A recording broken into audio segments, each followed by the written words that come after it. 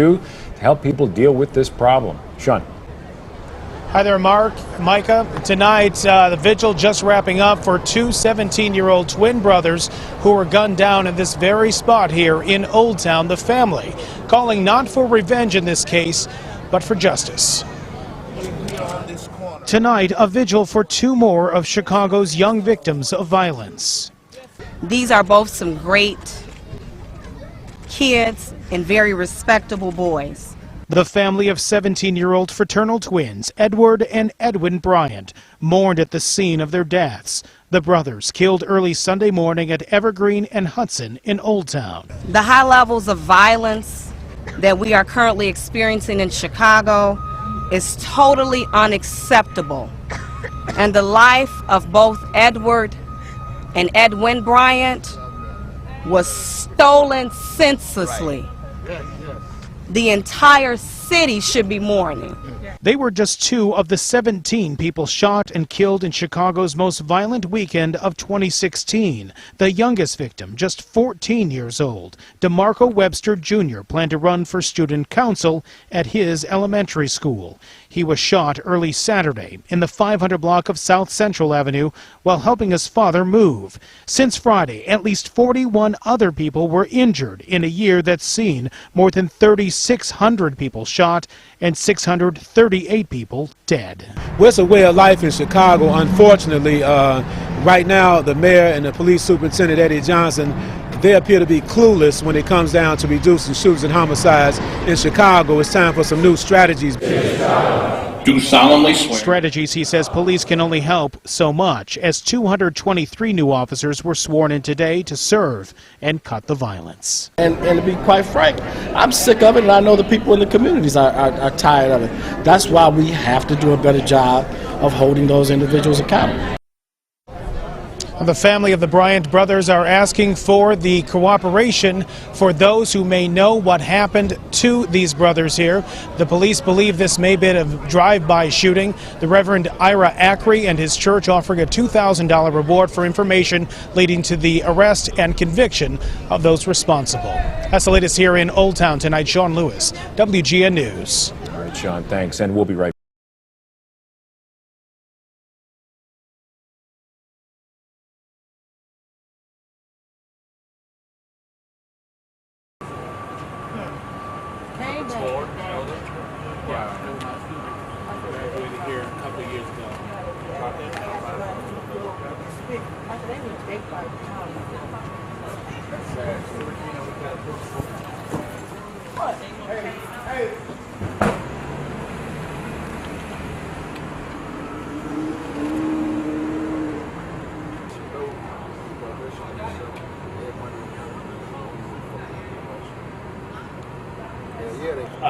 They were part of our basketball team here at the school. I've been here, this is my 9th year, 5th year as a principal here, and it's devastating and very sad to hear what happened to them.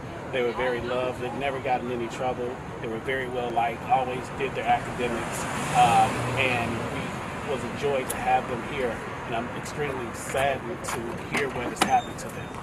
Members and our different students, and talk to families just to make sure that they knew that the school was here to support the family.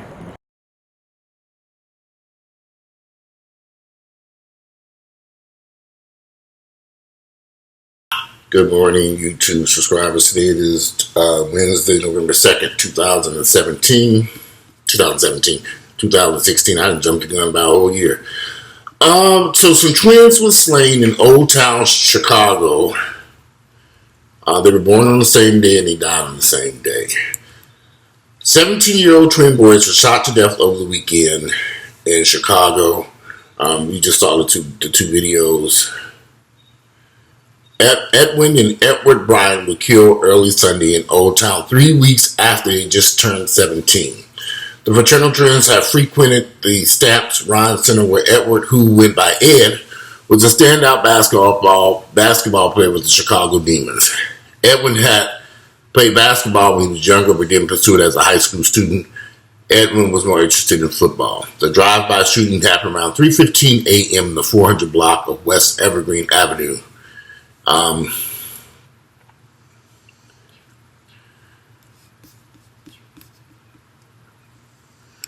They had both played for it and had recently shared a room during a 2-week trip to Las Vegas for a basketball tournament.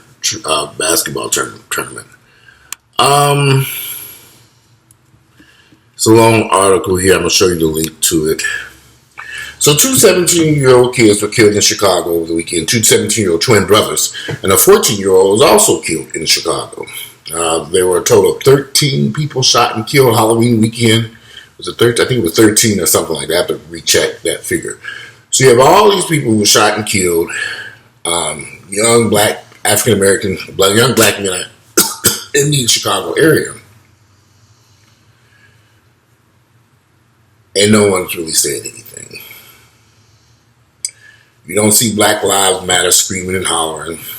2 17-year-old kids lost their lives. A 14-year-old kid shot and killed helping his father move in Chicago. All these lives lost and we just seem to be silent about this. Did these 17-year-old kids, these 17-year-old teenagers, these twin brothers, their lives not matter? I sometimes get confused because I want to support the Black Lives Matter. I think I've said this a couple of times. I want to support the Black Lives Matter movement. However, I have a tough time when senseless deaths like this are ignored and they don't say anything and they don't reach out. They don't take. And everybody says, well, they only handle police brutality. Well, we got a much bigger problem worse than police brutality. If 2 17-year-old kids can't even sit on their front porch at 3 in the morning, I don't know. I want to hope that things improve for African Americans living in the United States, for Black Americans living in the United States. I'm 46, and most of the stuff that I'm seeing has been happening for years in our communities. And I remember living in Gary, Indiana, and one of my classmates was shot and killed sitting in her living room, and how the community back then was very upset about that situation. And this was back in the 80s, late 70s, early 80s, had been 80s. We seem to have accepted this violence in our communities as just normal. This dysfunction of violence and shooting and killing over nothing. We accept it just as every day going to the grocery store to get a gallon of milk, some eggs, pick up the local newspaper, and somebody gets shot and killed. It's just an everyday event in our communities. No big deal. And it's unfortunate these communities are filled with violence. Some people criticize me because I say if I were an African American, black American living in Chicago area, I would move out of these areas. I would take my children and move someplace safe. Black folks, we cannot continue to congregate together in these unsafe neighborhoods. It's not working. We have to move. Since we can't seem to live together amongst ourselves in peace, it's time to break up these large enclaves of black neighborhoods and just destroy that whole concept. That's why they destroyed Cabrini Green. Now they're just going to have to go to the south side of Chicago and start getting these black families out of there and destroying that whole community of the south side of Chicago. When you have all these large groups of black folks, it's just not working. It's too deadly, too violent. It's just, what positive is coming out of it? Nothing. So it's best that they go ahead and go about dismantling these dangerous black neighborhoods. It's the same here in Atlanta. We have a lot of dangerous black neighborhoods that need to be destroyed and dismantled, just taken apart, ripped apart, do gentrification, do something. That's why I support gentrification, because I understand it improves these areas. And it does displace a lot of people, but they don't need to be there anyway. Why would you continue to bring children into an unsafe neighborhood? They won't live. I'm sure the day those 17-year-old twins were born in the south side of Chicago, which they've probably been there all their life, that neighborhood was dangerous then. They didn't have a chance from the day they were born. They never had a chance of survival. Now it's gotten worse. This whole black folks living together, it's not working. It's time to dismantle these neighborhoods, move someplace safe. I could not live in a black neighborhood like that and bring my children into a world where I know that they will be harmed, killed, no opportunities. Why would I do that?